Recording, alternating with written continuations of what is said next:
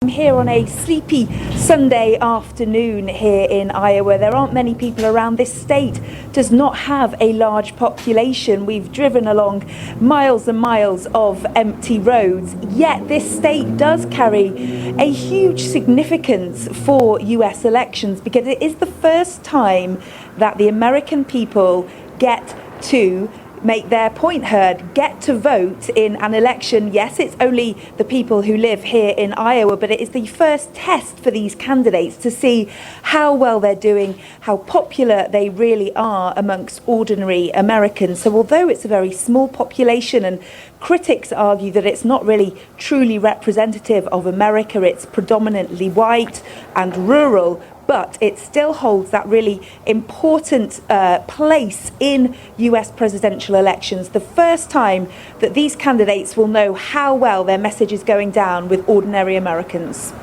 Now, if for argument's sake Joe Biden loses Iowa and New Hampshire to yet another top contender, Bernie Sanders, just how likely would that damage his electability argument, which is raised earlier on in Iowa?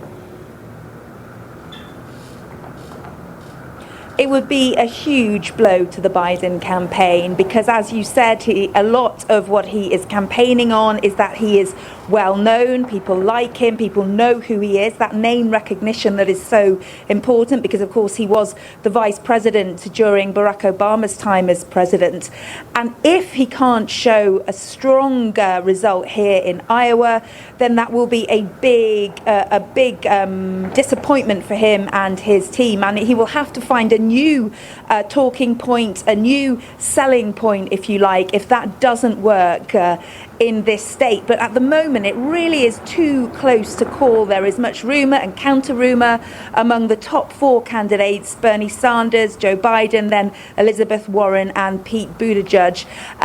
It's really too close to call. I was at a Pete Buttigieg rally just last night here in Iowa. His supporters were very committed, very loud. They were saying that they were going to bring friends, bring family to the caucuses tomorrow to try to increase his vote. And of course, he was unknown until this election started. So it really is, at the moment, anyone's game. Do we know at all if he has addressed his alleged links with Ukraine, which has been the subject of President Trump's impeachment? Yeah, he has really kind of ignored that issue along the way. He has said, when he has made comment on it, that there have been several several inquiries and several high-level people and high-level inquiries completely debunk these claims that Donald Trump and his administration have made, proving that Joe Biden and his son Hunter did absolutely nothing wrong, were not involved in corruption in Ukraine. It has been proved to be a myth over and over again, and that is all that Joe Biden has really said on the matter. He said, look, this isn't true, so I'm not going to talk about it because it's not true. So yeah, he has not been using that as part of his campaign. What he is saying, though, is that there needs to be, he believes, someone in opposition to Donald Trump who knows the lay of the land, who has experience in office. He's saying that he's the only candidate with the experience and the knowledge of how things work to truly be an opposition to Donald Trump, whereas other candidates are saying the opposite, that is not what you need. If we're going to defeat Donald Trump, we need a new way of thinking, a new way of doing politics, and that's what they're campaigning on.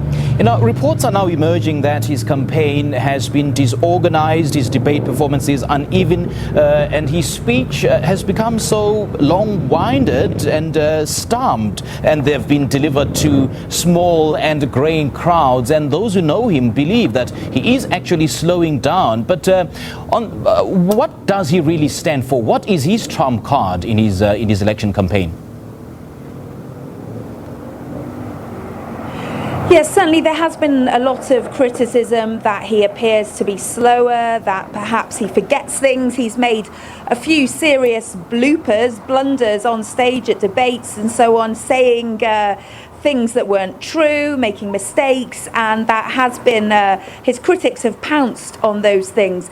But he's also, we understand now that he has always suffered from a stutter, a speech impediment through his life, and that perhaps lends some understanding as to why perhaps he occasionally makes mistakes in public speaking settings. But yes, a lot of people pointing to his age. He's in his late 70s, and they say, his critics say that he is too old and not mentally and hourly strong enough to perform as president. He dismisses all of that, and as I said, his response to that is, look, I may be older, but that just gives me all this wealth of experience to fall back on, not just with domestic politics, but on the international stage as well. He talks about his foreign policy credentials a lot. Of course, he was working for President Obama, closely with him when he did things like negotiate the Iran deal, the trade deals with the rest of the world. He travelled with the president to many, many countries. He says in his stump speech that he believes he's met with just about every international world leader. So his response to critics who say that he's too old is, with age brings experience, and that is just what we need to defeat Donald Trump.